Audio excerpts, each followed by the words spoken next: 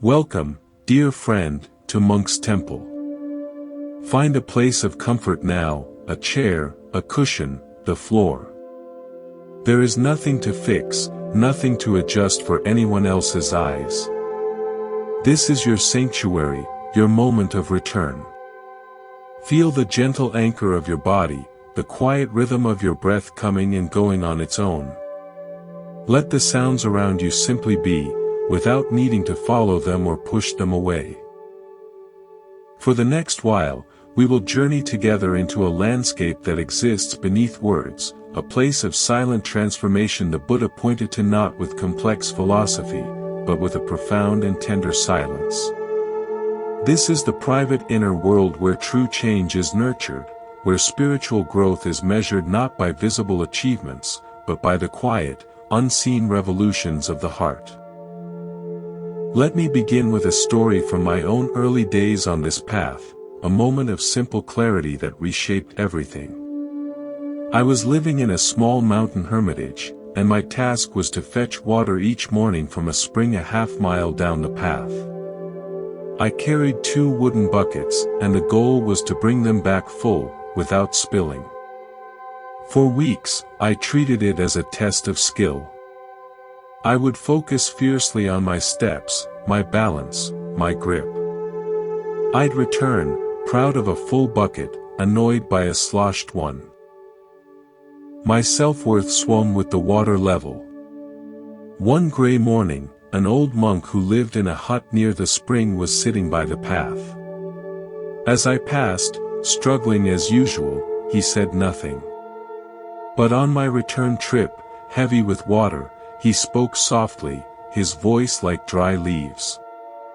"The spring does not admire the bucket," he said, and went back inside.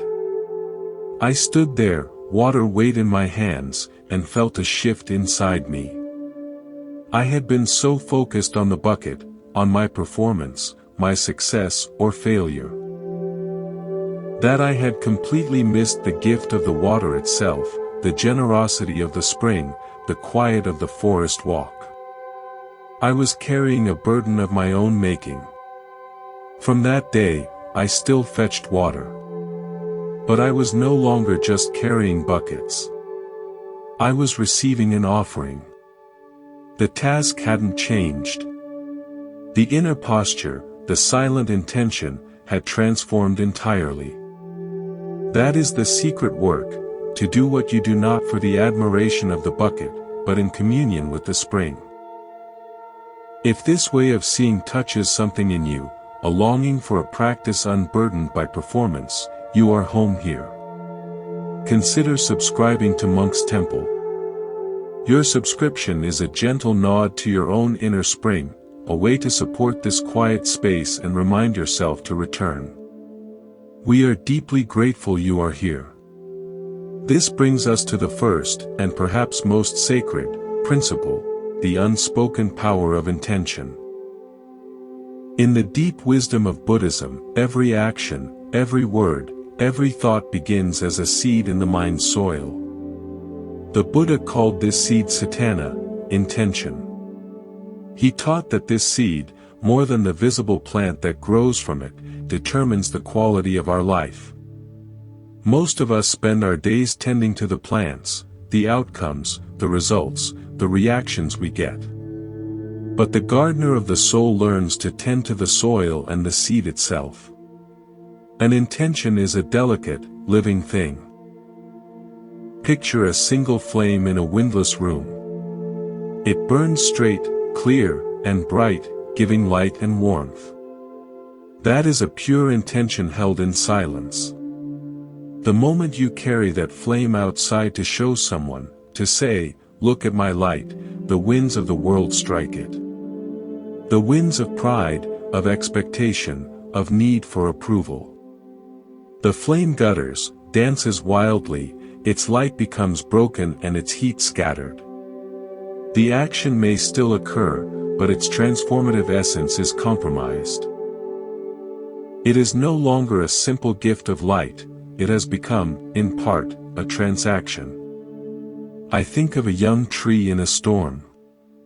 If its roots are shallow, every gust threatens to topple it. But if its roots have grown deep in the hidden dark earth, unseen and unattended, the same storm only makes it stronger. A private intention is like sending roots down in the dark. When you decide to act with kindness, with patience, with discipline, and you consciously choose to keep that decision between you and your own ethical compass, when you do not immediately convert it into a story for your own or others' consumption, you are allowing roots to grow. You are building an inner stability that does not depend on the weather of external opinion. This is why the Buddha so often spoke of hidden virtue. It is not about being secretive, it is about being pure. It is about allowing an action to be whole and complete in itself, uncorrupted by the sticky need of the small self to own it, label it, and display it. When you practice this, when you meditate simply because it is time, not to log an achievement, when you help without leaving a signature, you train the mind in the most radical freedom, the freedom to act from wisdom alone. From this place of silent intention, we step onto the true battlefield, which is nowhere outside of you. We often believe our struggles are with circumstances, with other people, with fate. We wage these exhausting external wars. But the Buddha, with great compassion, redirects our gaze. The only war that ends all suffering, he taught, is the one waged in absolute silence within your own awareness. This is not a war of clashing swords and roaring cannons. It is a war of whispers. The whisper of craving that murmurs, "If only I had that, then I could rest." The whisper of aversion that sighs, "I cannot bear this." The whisper of ignorance that suggests, "This feeling, this thought, is who I am." These whispers are so quiet, so seamless with the stream of thinking, that we mistake them for truth. The spiritual path is, in essence, the training to hear the whisper as a whisper. It is the cultivation of a gentle, unwavering attention that notices the tightness in the jaw before the angry word, the slight leaning of the mind toward distraction, the subtle contraction around a thought of me and mine. This battle is fought and won in 10,000 invisible moments. It's the moment envy flares and you feel its heat without letting it dictate your next action. It's the moment laziness suggests quitting, and you observe that suggestion as a passing cloud in the sky of your mind. No one sees this. No one applauds. The world only sees the resulting calm, the continued kindness. They do not see the immense, private discipline required to create the space between impulse and action. This is the real work. The visible life is the tree, standing green in the sun. The unseen work is the root system, deep in the dark soil, holding it steady. Every silent victory over a habitual reaction deepens those roots. The battlefield must remain private because the moment you invite an audience, the moment you begin to narrate your struggle, to perform your resistance, the energy splits. Part of you faces the craving, and part of you begins crafting the story of the brave warrior facing the craving. The ego steps onto the stage. The war becomes a drama, and the craving gains a strange new ally, your own identity as a warrior. The Buddha's way is to fight in noble silence. To meet the irritation, the fear, the longing, in the bare, unadorned reality of direct experience, without turning it into autobiography. In that silence, these forces are seen clearly, as passing weather patterns in the mind's vast sky. They lose their power when they are no longer given a starring role in your personal story. This is how the heart is purified. Not in one brilliant, flashy moment, but in the diligent, private, moment-to-moment choice for awareness. Let us go a little deeper now, into the quiet economy of the spirit. We've spoken of the silent seat of intention and the unseen battlefield. From these private efforts, something accumulates, not wealth as the world knows it, but an inner richness the ancient teachings call merit, or punna. In our modern life, we are conditioned to showcase, to build a visible resume of our goodness. But in the profound current of Buddhist wisdom, there exists a beautiful, counterintuitive truth: the most valuable spiritual currency gains its value in darkness. True merit, the kind that genuinely softens the heart and clarifies the mind, matures only when it is sheltered from view. Imagine you have been given a rare and potent seed. You have two choices. You can encase it in glass, put it on a lit pedestal, and invite everyone to admire its potential. People will praise it. But it will remain forever a dormant artifact. Or, you can take that seed into your private garden, bury it in the rich, dark humus where no eye can see, and tend to it faithfully. You water it not for applause, but because you understand the nature of a seed. Its purpose is to disappear into the process of becoming. In that sacred darkness, it performs its silent magic. It cracks open, sends roots downward to anchor, and a shoot upward to reach for the light. It becomes a tree that offers shade, shelter, and fruit for decades. The Buddha taught that our virtuous actions are precisely such seeds. When we perform them for display, when our generosity comes with a named plaque, when our meditation is a subtle performance for our own self-concept, we mount the seed in the glass case of the ego. It may earn us social credit, a certain reputation, but its transformative power, its ability to alter the very substance of our consciousness, is nullified. The action becomes fuel for a story: I am a giver. I am disciplined. This fortifies the very sense of a solid, separate I that the path invites us to see through.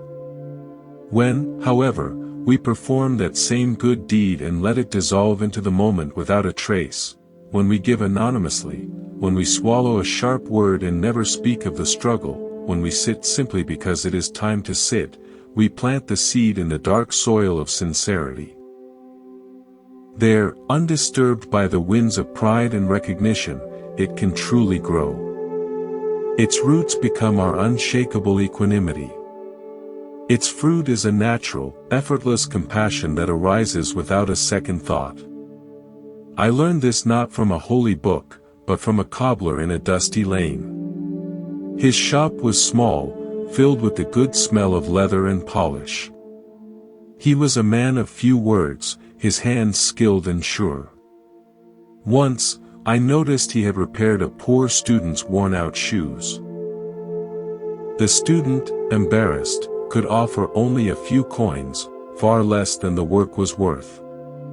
The cobbler took the coins with a nod, and as the student turned to leave, the cobbler silently slipped a small, sturdy pair of shoe trees into the bag, an extra gift that would make the repairs last twice as long. He did not call the student back. He did not announce his kindness. He simply went back to his work.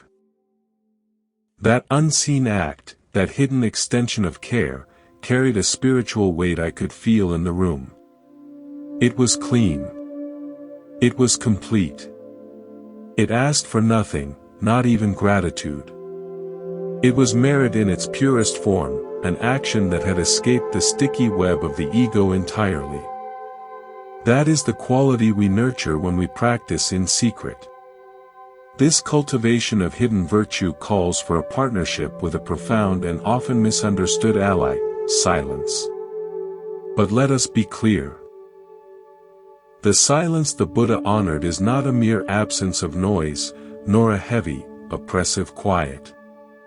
It is a vibrant, spacious awareness that blooms when the constant interior commentary, the planning, the worrying, the judging, the storytelling, naturally slows and ceases. Your mind is like a lake at dawn. Your thoughts are like hands skimming the surface, stirring up ripples and waves. You look into this disturbed water and see only broken, shifting reflections, a distorted world. Wisdom is the capacity to see things as they truly are. And for that, the water must become still. Spiritual silence is the gentle practice of inviting those busy hands to rest at your sides. You stop agitating the surface. You simply allow the lake to be. At first, this is unsettling. As the ripples fade, all that was stirred up and hidden in the murk begins to settle. Old hurts you've been churning, anxieties you've been avoiding, patterns of thought you took for reality itself. This is why true silence can be frightening. We often prefer the busy, rippled surface because it distracts us from the depths. But if you have the courage to stay, to allow the sediment to sink, a miracle occurs. The water becomes clear, calm, and mirror-like. In that perfect reflection, you see reality without your usual distortions. You see the coming and going of each thought. You see the space in which emotions arise and pass. You see the interconnected shimmer of all things in the single, still pool of your awareness. This clarity is wisdom, panna.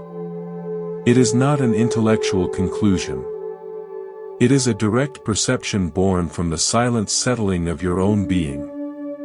Every moment of intentional, interior silence is a moment you allow the mind to become still enough to reflect the truth of this moment. This practice of inward settling inevitably introduces us to the master architect of our confusion and our seeking. The ego, the deeply held sense of being a separate, enduring self. The ego is not a villain to be slain, it is a misperception to be understood. It is a collection of habits, memories, preferences, and fears that have coalesced into a compelling narrative you call me. And this narrative has one primary function: to continue. It sustains itself by comparing, claiming, and defending. When you embark on a spiritual path, the ego does not surrender, it seeks a promotion. It aims to become the spiritual ego. This is the most subtle and treacherous trap on the journey. It is the voice that takes a moment of genuine peace and whispers, "Now you are getting somewhere." It is the faint glow of pride when someone remarks on your patience. It is the slight distancing you feel from someone whose practice seems less serious than yours. The spiritual ego is a parasite that feeds on the medicine meant to cure the disease. How do you work with this? You do not wage war against it, for that is simply the ego fighting itself in a new costume. Instead, you cultivate a gentle, curious awareness. You notice the thought, "I am becoming more mindful," and you see it as just another thought appearing in the vast sky of mind. You don't buy into it, and you don't condemn it. You simply acknowledge its presence and watch it fade. By refusing to identify with it, by refusing to say, "Yes, that thought is me," you starve the ego of its essential food. Your belief. The ego can only persist when you are unconscious of its activity. Awareness is the sunlight that causes this shadow to dissolve. The Buddha's path is a gradual process of disidentification. You learn to see everything, the body, feelings, thoughts, even your spiritual insights, as not self, anatta. They are temporary phenomena arising and passing in the open field of your awareness, which is itself boundless, silent, and untouched. The ultimate practice is to rest as that aware presence, not as the ever-changing content that flows through it. Let's continue our journey into the quiet heart of practice, where the most significant transformations are often the ones that leave no outward trace. We've explored the silent seed of intention and the hidden economy of merit. Now, let's turn to a subtle, daily phenomenon that can either solidify our suffering or pave the way to freedom, the internal negotiation. From the moment we wake, our mind is a chamber of subtle debates. I should meditate, but I'm so tired. I will speak kindly, but they were wrong first. I choose patience, but this is too much. This is the voice of negotiation. It's not the voice of craving or aversion shouting, it's the reasonable, compromising whisper that seeks to bend our wiser intentions back toward the familiar path of least resistance. The Buddha understood this as a primary obstacle. We often believe we are struggling against external temptations, but the real struggle is in entertaining this internal committee meeting where our commitment is up for review. True discipline, in the Buddhist sense, is not a grim force of will. It is the quiet decision to stop holding the meeting. It is recognizing the negotiator's voice for what it is, the echo of an old habit, desperately trying to maintain its territory, and choosing not to engage in its debate. You don't argue with the thought, just 5 more minutes. You see it as a thought, and you place your feet on the floor. This is an act of profound inner integrity. Each time you honor your initial, silent intention without bargaining, you strengthen a new neural pathway of trust within yourself.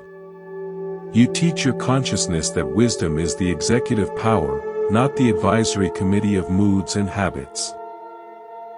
I witnessed the beauty of this non-negotiation in the daily rhythm of a monastery cook.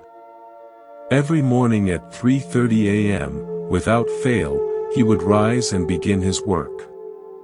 There was no drama, no internal fanfare. I asked him once if it was ever difficult, if he ever had to argue with himself to get up.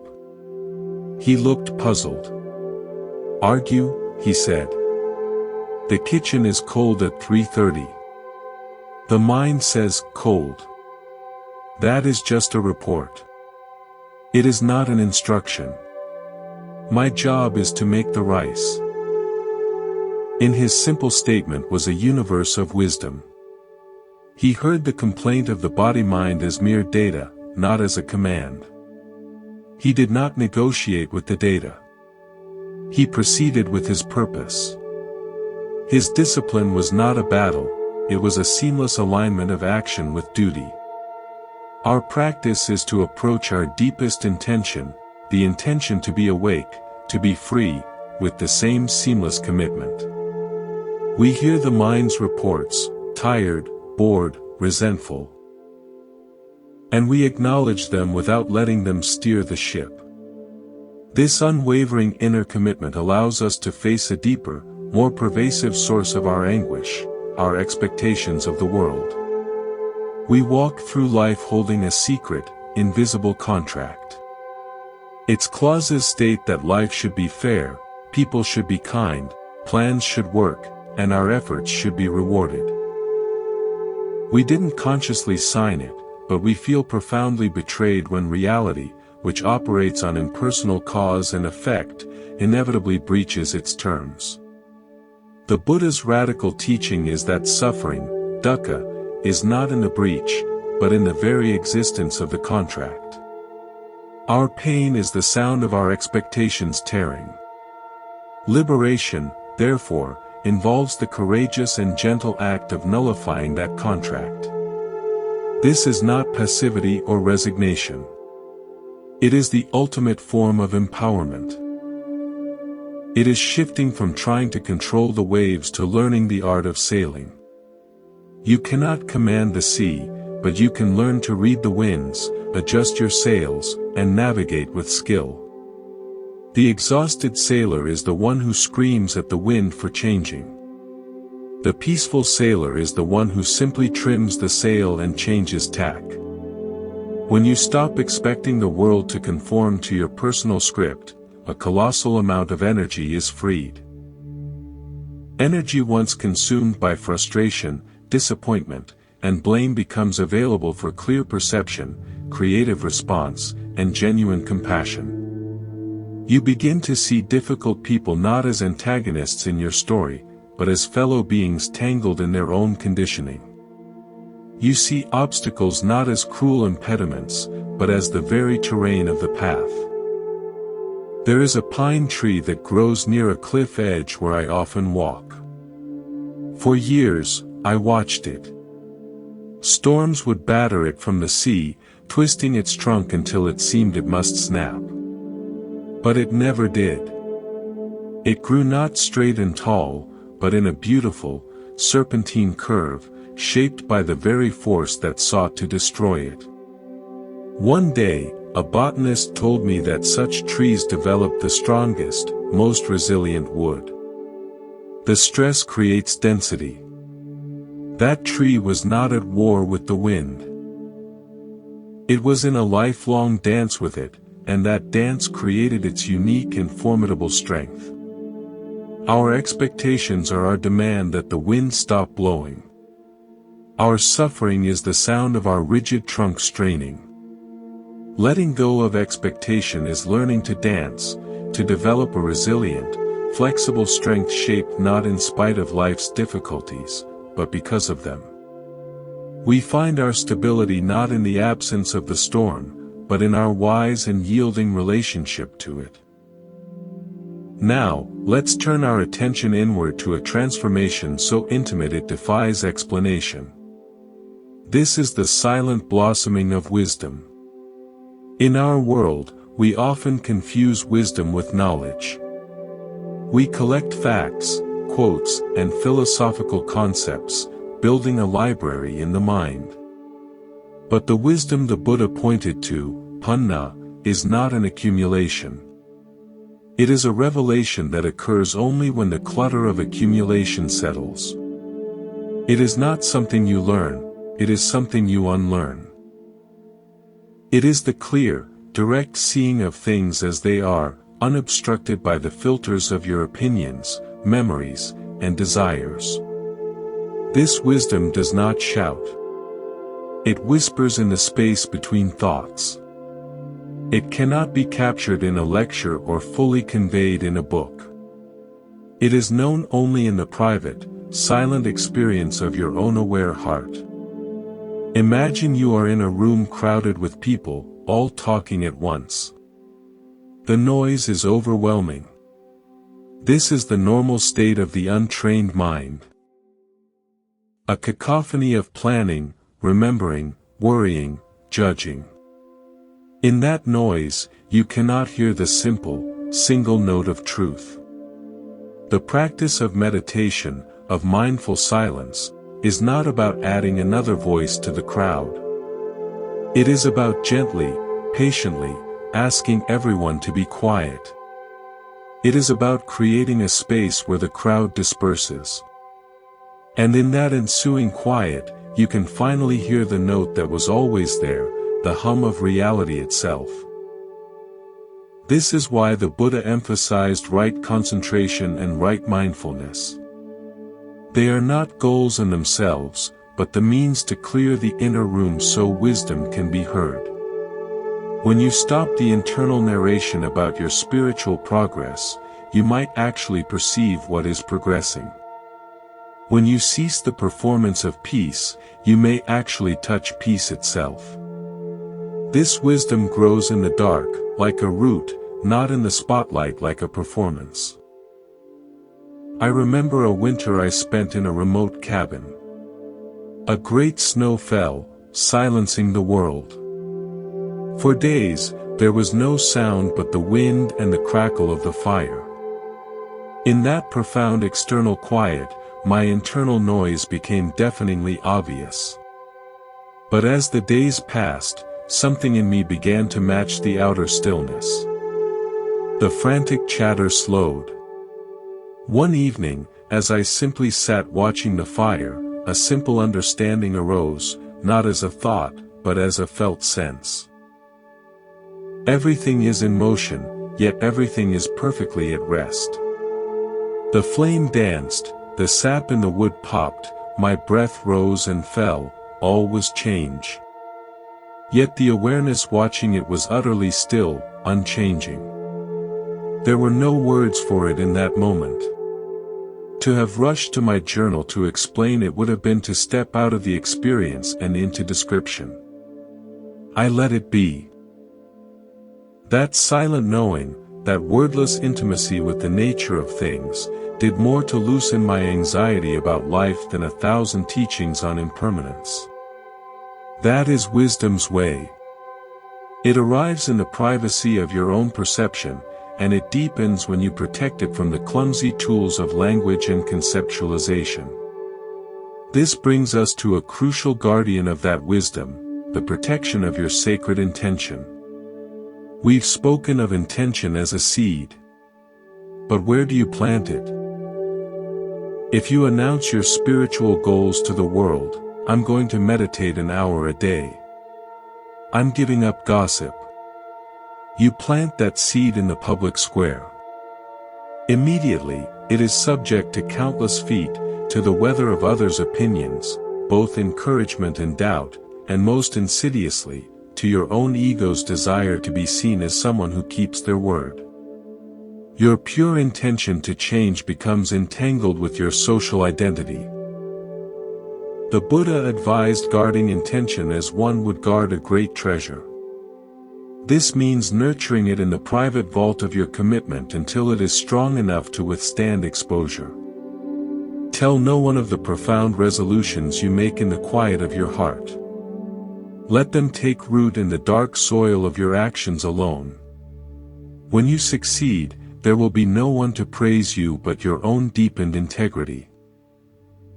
When you falter, there will be no one to disappoint but yourself, allowing for honest correction without shame. This private covenant with yourself builds a trustworthiness within that is the foundation of all spiritual strength. Your word to yourself becomes law, not because anyone is watching, but because you have learned to honor the sanctity of your own inner directive. There is a story of an ancient bridge builder who was known for the strength of his arches. His rivals would build ornate bridges that attracted crowds. He worked slowly, often in secluded gorges.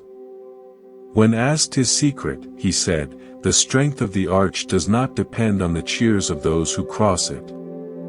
It depends on the integrity of each stone, laid correctly in the dark, where the curve meets its foundation.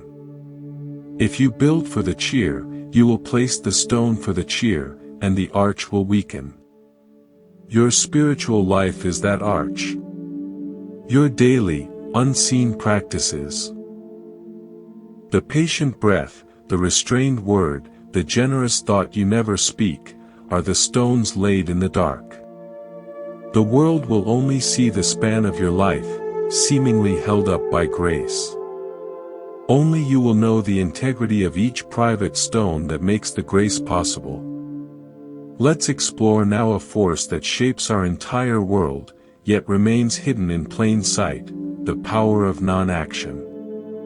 In the spiritual marketplace, we are often sold on striving, on doing more, seeking more, achieving more. But the Buddha's path reveals a profound paradox. Sometimes, the most powerful action is a conscious, deliberate inaction.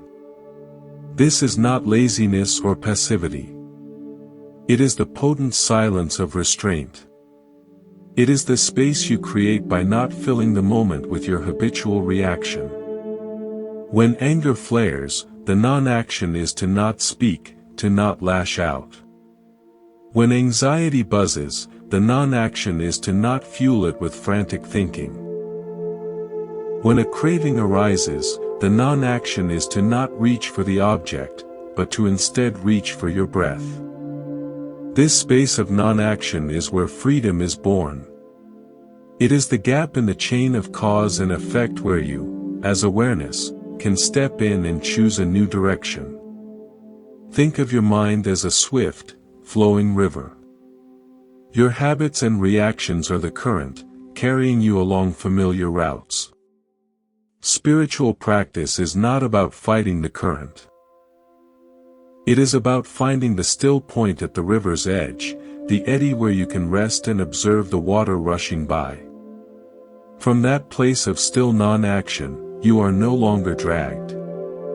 You see the current for what it is. And from that seeing, if you choose to re-enter the flow, you do so with intention, not by accident. Every time you pause instead of react, you strengthen that inner eddy. You build a sanctuary of choice within yourself. This is the essence of right effort in Buddhism.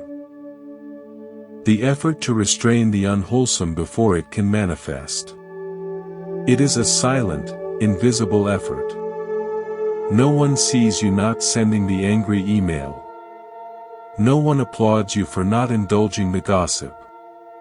But in that sacred non-action, you perform the highest alchemy, you transform the base metal of impulse into the gold of conscious freedom. I learned this from watching an old master calligrapher. He would sit for long minutes before a blank scroll, brush poised, unmoving. To the untrained eye, he was doing nothing. But his focus was absolute.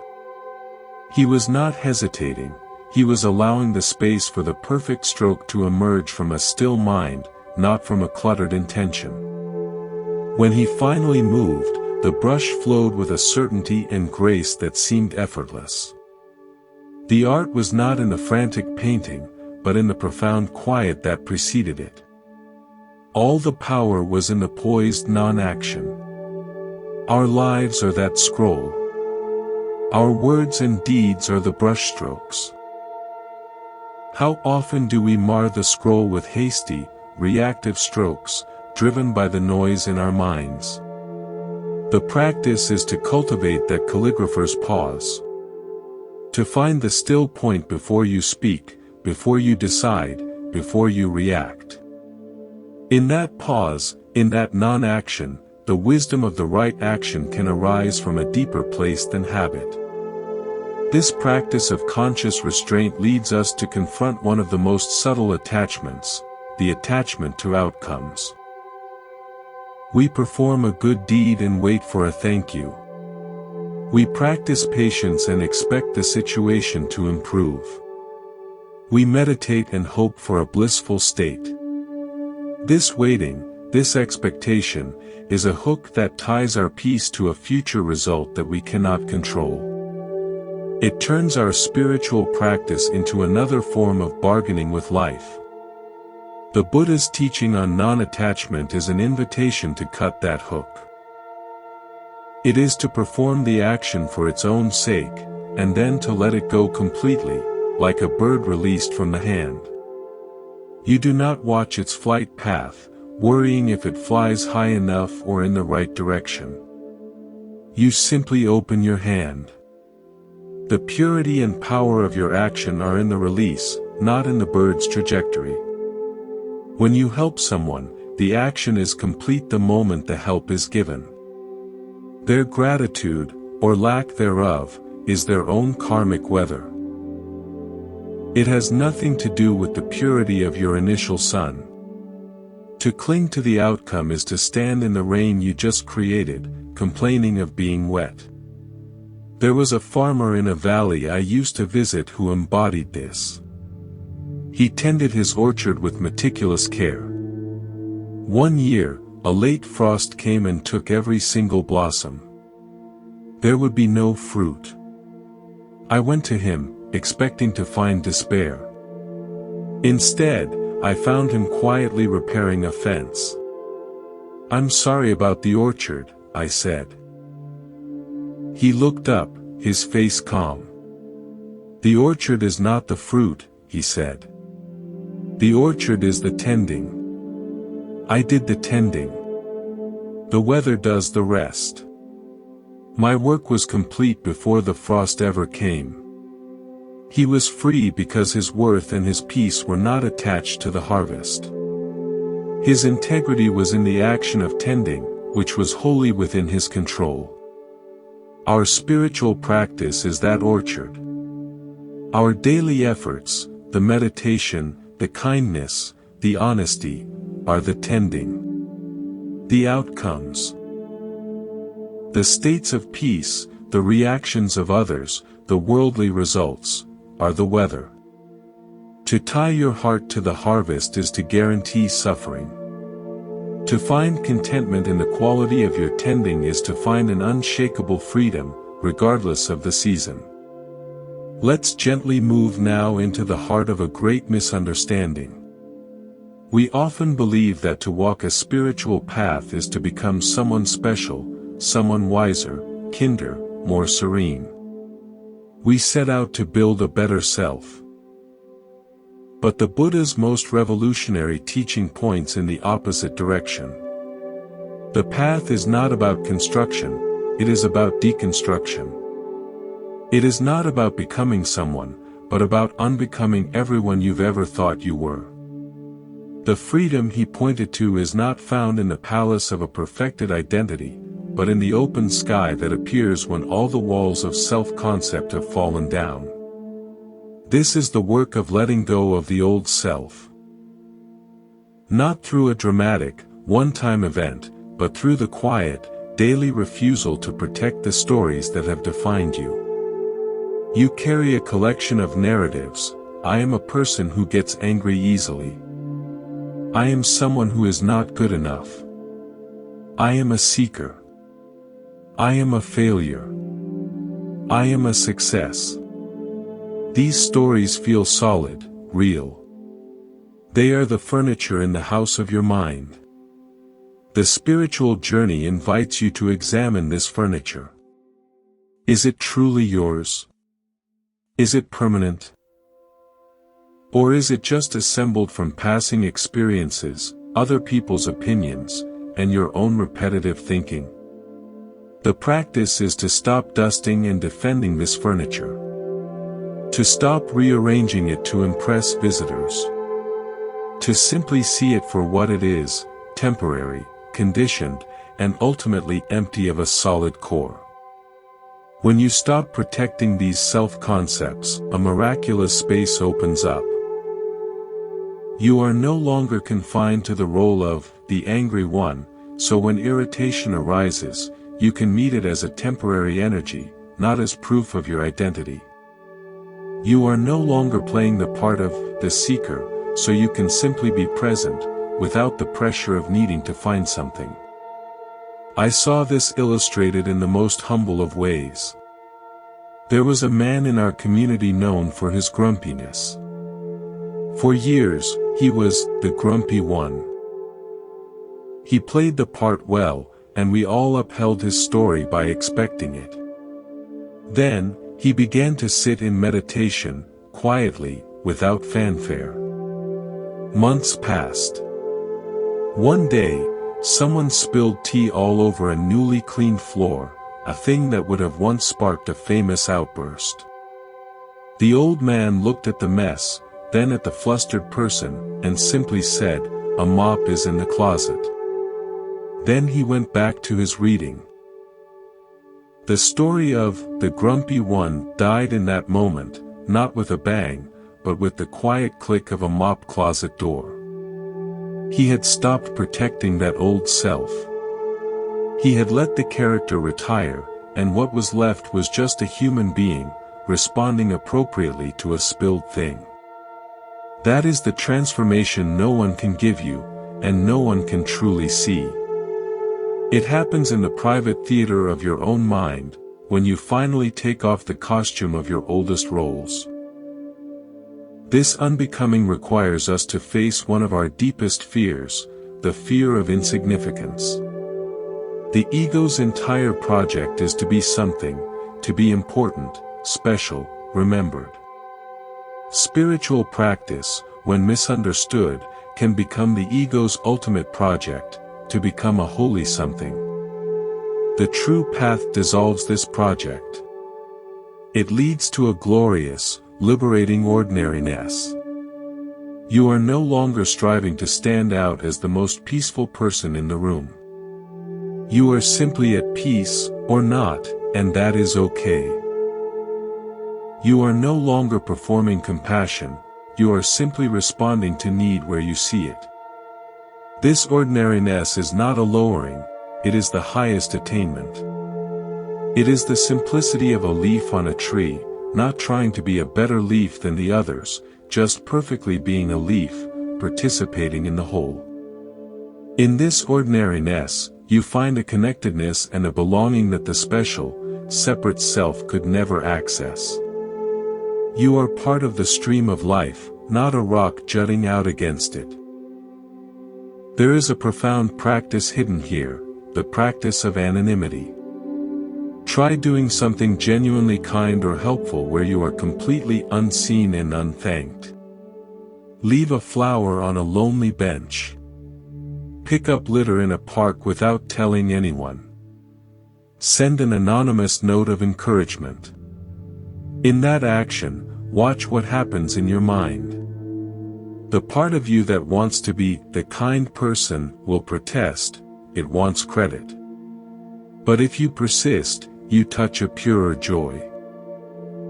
The action becomes a gift to the universe itself, with no return address. You are practicing the dissolution of the giver. This is a direct taste of selflessness, anatta.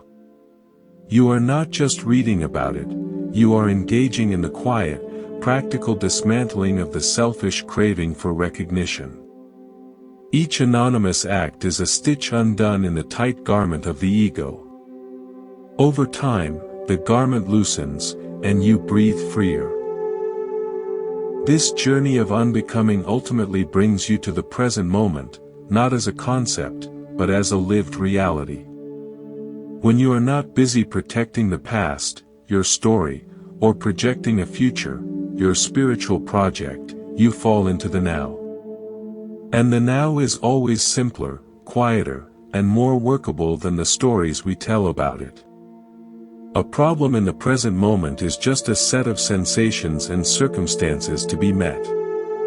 It is the story about the problem. This is terrible, this proves I'm a failure, this shouldn't be happening, that creates the overwhelming suffering. As you let go of the old self, you also let go of its dramatic narration of your life. What remains is life itself, immediate and direct. You meet joy simply as joy, not as my joy. You meet pain simply as pain, not as my terrible pain. In this naked meeting, there is a profound intimacy with existence that is both utterly ordinary and deeply sacred. This is the home the Buddha guided us toward, not a distant heaven, but this very ground of being, perceived clearly when the noisy tenant of self finally moves out. Now, let's turn to a gentle but unwavering aspect of the path, the cultivation of a heart that is not swayed. We often speak of compassion and love as the pinnacle of spiritual life, and they are. But in Buddhism, these qualities are not fleeting emotions or sentimental gestures. They are the natural, radiant expressions of a heart that has found its own unshakable ground, a heart that is no longer hostage to the endless cycles of liking and disliking. This is the practice of equanimity, upekkha. It is not indifference. It is the profound balance of a heart that cares deeply, yet is not torn apart by how things turn out. It is the deep peace of a parent who loves their child unconditionally, yet does not crumble when the child makes choices they cannot control. Equanimity is the silent, sturdy foundation upon which the active qualities of love and compassion can safely rest and operate without burning out. Imagine your heart as a vast, deep lake. The winds of life, the joys, the sorrows, the praises, the blames, will blow across its surface. This is natural. Waves will rise and fall. Equanimity is not the false stillness of a frozen lake, where nothing moves. It is the quality of the deep water beneath the surface turbulence. No matter how fierce the storm on the surface, the depths remain calm, undisturbed, and clear. Your practice is to cultivate your connection to those depths. When you are buffeted by a strong emotion, when grief feels like it will drown you, or excitement feels like it will lift you away, you learn to anchor your awareness in the deeper stillness below. You feel the wave, but you know you are not only the wave, you are also the whole lake. This knowing is your sanctuary. It allows you to engage with the world fully, to feel everything deeply, without being shattered or swept away. I learned this not from a teacher's words, but from observing an ancient willow tree by a river. In summer storms, its long, slender branches would be lashed and whipped by the wind and rain. They would bend dramatically, sometimes dipping into the raging river. From a distance, it looked like the tree was in agony, fighting a losing battle. But if you stood under its trunk, you would feel it. The massive trunk did not shake. The deep roots held firm. The branches were flexible by design. They yielded completely to the force, which allowed them to survive unharmed. When the storm passed, they would lift back up, perhaps with a few leaves cleansed away, perfectly intact. The tree did not resist the storm, nor did it become the storm. It remained rooted, flexible, and whole. Our hearts are asked to develop this willow-like quality. We must grow roots deep into the soil of unwavering awareness, our true nature. So that when the emotional storms of life blow, we can allow the branches of our feelings to move without breaking. We yield to the experience without losing our core stability. This is equanimity in action, feeling fully, yet rooted utterly in the unshakable. This balanced heart allows us to practice the other boundless qualities, loving kindness, metta, compassion, karo, and sympathetic joy, mudita, from a place of sustainable abundance, not from a draining sense of obligation. When your love is rooted in equanimity, it is not a transaction. You do not love someone because of how they act or how they make you feel. You extend loving kindness as the natural expression of your own unshaken fullness. It becomes an offering, not an investment. This is the love that truly liberates both the giver and the receiver, because it asks for nothing in return. It is the sun shining, it does not shine for the gratitude of the flowers. It shines because shining is its nature.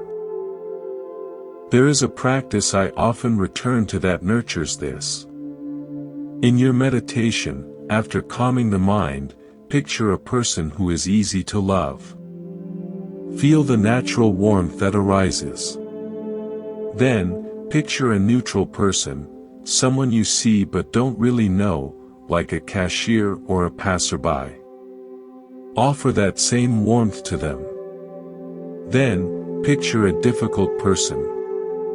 This is the test. Can you offer the wish for their well-being from that deep, still place in you, without needing them to change? The difficulty you feel is the measure of where your love is still conditional, still attached to a preferred outcome. The practice is to keep returning to the silent, rooted center within yourself, the trunk of the willow, and let the wish for well-being flow from there, unconditionally. You may not feel a rush of emotion for the difficult person, and that's fine. Equanimity is not about feeling affection for everyone. It is about upholding a wish for freedom from suffering for all beings, from a place that is itself free from conflict.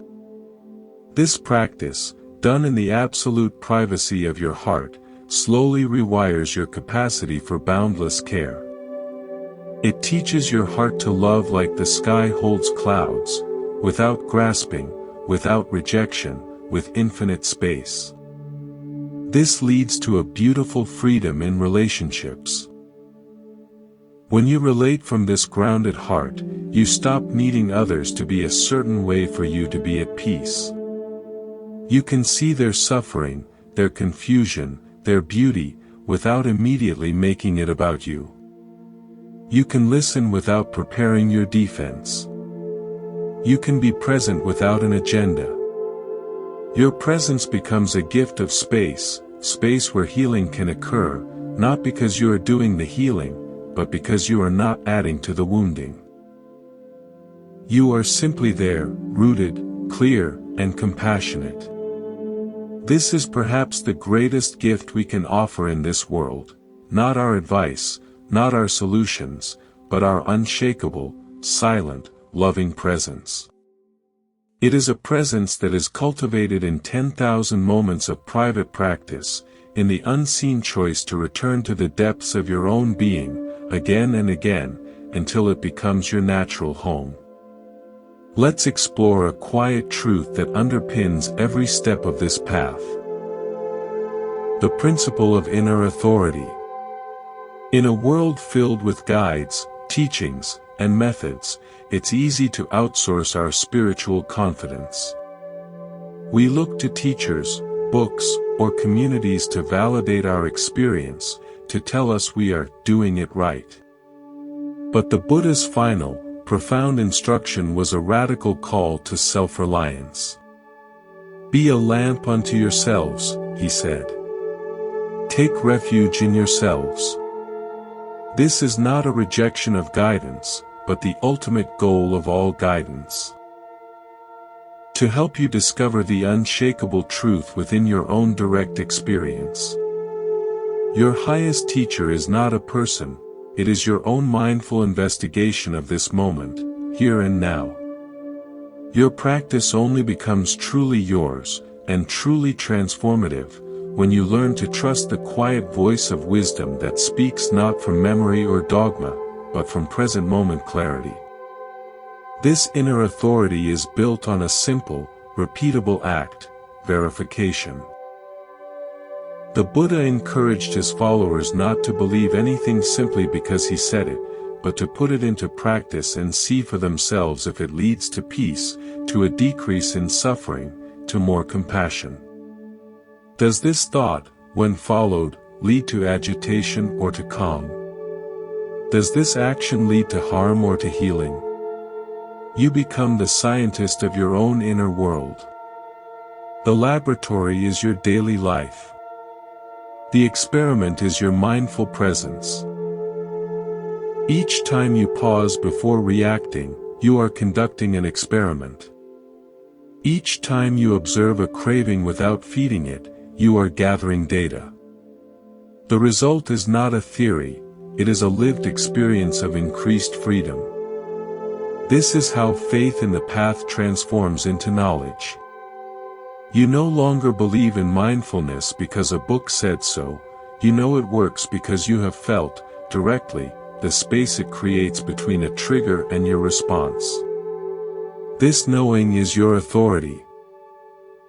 It is private, intimate, and indisputable.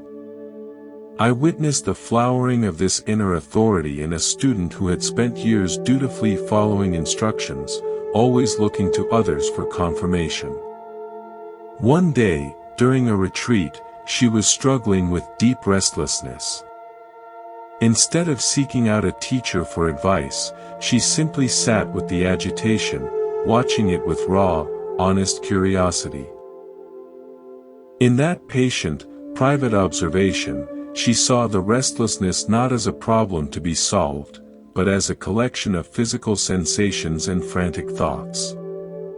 She saw it arise, play out, and begin to fade, all on its own. A smile touched her lips, not because the restlessness was gone, but because she had seen its true nature. She had verified the teaching of impermanence and non-self not from a lecture, but in the crucible of her own experience. From that day, her practice shed a layer of seeking. She still learned from others, but she carried a new, quiet confidence.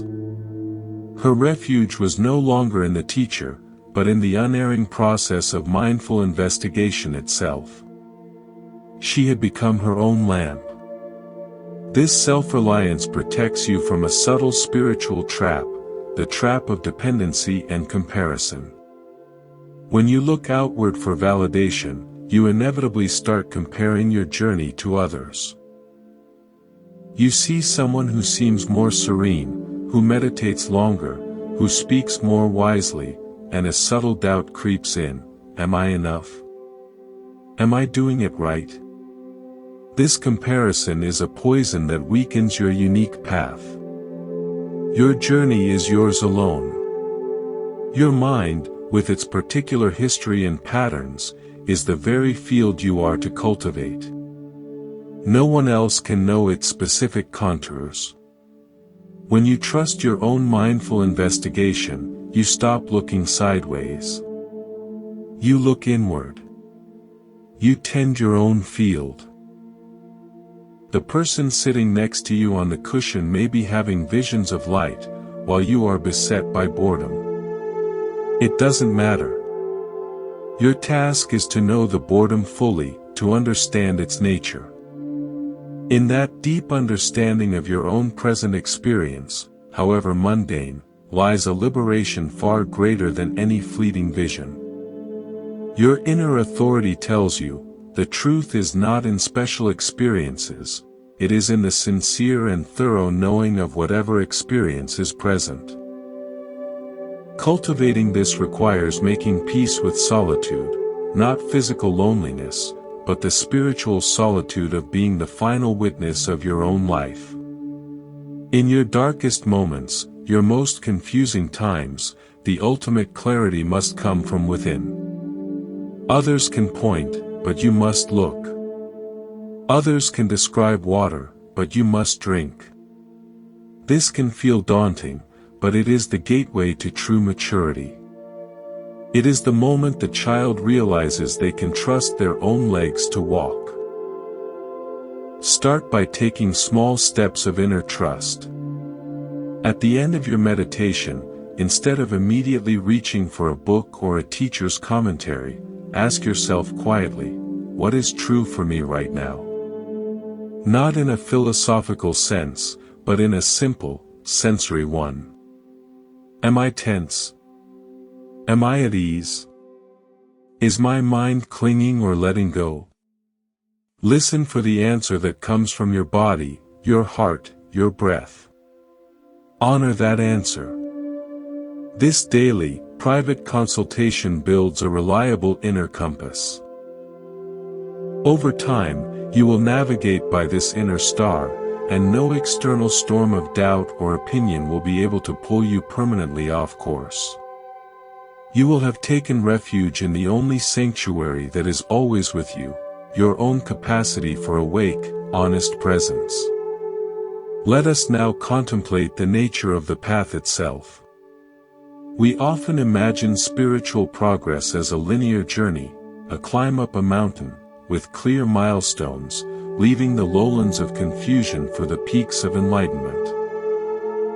But the Buddha's way reveals a different geometry. The path is not a line leading away from where you are. It is a deepening into where you are. It is not about transcending the human experience, but about fully penetrating it with wisdom and compassion. The so-called goal is not a distant finish line, it is the quality of awareness you bring to this very step. Freedom is not found at the end of the journey. It is found in the nature of the walking itself, when the walker ceases to struggle against the path. This understanding dissolves the anxious striving that can infect practice. When you believe peace is somewhere else, you reject the present moment as inadequate. You meditate to get peace, thus reinforcing the very sense of lack you hope to escape. The revolutionary insight is that peace is not a product to be manufactured by your efforts. It is the fundamental nature of the mind when it is not disturbed by craving and aversion. Your practice, then, is not a means of construction, but of subtraction. It is the gentle, persistent letting go of everything that obscures the peace that is already here. You are not walking toward the light, you are clearing the dirt from the window so the ever-present light can stream through. This reframes every moment of practice. The restless mind during meditation is not a failure. It is the very dirt you are here to clear. The difficult emotion is not an obstacle to your peace, it is the perfect opportunity to practice letting go. The path becomes immediate, intimate, and always available. You are not preparing for life, you are practicing with life itself. I recall a student who came to me frustrated. "I've been meditating for years," he said, "but I still have angry thoughts. I haven't reached a place of constant calm." I asked him, "When the angry thought arises, what happens?" He said, "I notice it, and then I get frustrated that it's there." I pointed to the space between the angry thought and the frustration about it. "There," I said. "That noticing, before the second wave of frustration hits, that is the path. That is the window being cleared. The anger is just weather. Your awareness of it is the sky. Don't worship the weather or condemn it. Abide as the sky." His goal had been to change the weather. The real path was to recognize his identity as the sky, which can hold all weather without being damaged by it. His practice transformed from a fight against his experience to a profound intimacy with it. The path became not about reaching a calm place, but about being the boundless space where all things, calm and stormy, could come and go. This brings us to a cornerstone of the Buddha's teaching, the middle way. This is not a path of compromise, but of profound wisdom that avoids the two extremes that trap us. One extreme is indulgence in sense pleasures, chasing after comfort, praise, and stimulation, believing they will bring lasting satisfaction. The other extreme is self-mortification, punishing the body, denying basic needs, believing that suffering itself is the path to purity. The Buddha, having tried both, discovered the futility of each. The middle way is the path that leads to the end of suffering, and it is a path of mindful balance. It is the practice of engaging with the world without being enslaved by it. It is enjoying a meal without being driven by gluttony. It is using wealth without being possessed by greed. It is having opinions without being rigidly identified with them. It is the flexible, intelligent response to life that arises when you are no longer pulled between the poles of "I want" and "I hate." Living the middle way is an ongoing, subtle art. It requires moment-to-moment mindfulness. It asks, is this action, this thought, this word, moving me toward liberation or toward bondage? Is it rooted in wisdom or in fear?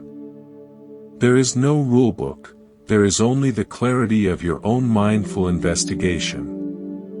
This is the path of the awakened heart navigating the world. It is not a withdrawal from life, but a full, balanced participation in it, with a spirit that is inwardly free. You participate in your work, your relationships, your responsibilities, but you do so with an inner posture of non-clinging. You do your best, but you are not shattered by failure or inflated by success. You care deeply, but you do not cling to outcomes. This is the path that walks through the very center of your human experience, transforming it into the vehicle for awakening itself. And so we arrive here, not at an end, but at a silent beginning. We have walked through landscapes of intention, merit, and inner battle. We have explored the sanctuaries of silence and the courage of unbecoming. We have touched the balanced heart and claimed our inner authority. We have reframed the path from a distant pursuit to an intimate abiding. If there is one thread woven through all of this, one quiet pulse beneath every teaching, it is this: the deepest transformation is an inside job, and its most powerful work is done in secret. The world rewards visibility. It celebrates the announcement, the achievement, the visible proof of progress. But the spiritual heart operates on a different principle. It understands that what is forged in the invisible fires of sincere practice gains a strength that can never be taken away. What is performed for an audience, even an audience of one's own self-image, inherits the fragility of that audience's approval. The Buddha did not ask you to become famous for your virtue. He asked you to become virtuous. He did not ask you to be recognized as peaceful. He asked you to cultivate a peace so deep it needs no recognition to exist. This is the ultimate renunciation, the renunciation of the spiritual performance. It is the final letting go of the need for your journey to look a certain way, to anyone, including yourself. Your real progress is measured in the private moments of choice that no one else will ever see. It is the breath you take when you feel wronged, instead of the cutting word. It is the gentle release of a cherished opinion when you see it is causing separation. It is the silent willingness to be with a difficult feeling without needing it to change. These are the victories that reshape your destiny. They leave no public record, award no certificates. Their only witness is your own deepening integrity, and their only proof is the gradual lightening of your heart, the softening of your edges, the spaciousness that grows where once there was only reaction. So, what is the practice now? It is to live from this understanding. To let your spiritual life retreat into the beautiful, ordinary shadows. Mediate because it connects you to Source, not because it's on your to-do list. Be kind because kindness is the natural expression of an unburdened heart, not because it earns you points. Study the teachings not to accumulate knowledge, but to recognize truth when you stumble upon it in the quiet of your own mind. Let your practice be so thoroughly integrated into the fabric of your being that it ceases to be a separate thing called my practice and simply becomes the way you are in the world, attentive, compassionate, and inwardly free. There is a story of an old monk who was said to be deeply realized. Visitors would come, hoping to see extraordinary powers or hear dazzling wisdom. They found him sweeping, or gardening, or mending his robe. He spoke little, and when he did, it was about the weather or the soup. Puzzled, a visitor finally asked, "What is the highest wisdom?" The old monk didn't pause in his sweeping. "When hungry, eat," he said. "When tired, sleep." The visitor, disappointed, pressed further. "But doesn't everyone do that?" The monk stopped sweeping and looked at him. "No," he said softly. "When they eat, they are thinking of 100 things. When they sleep, they are dreaming of 1,000 more. I just eat.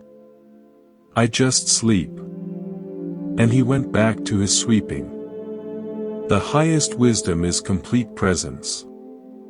The deepest practice is total engagement with the simple, sacred act of being alive, without the constant overlay of commentary, judgment, and story.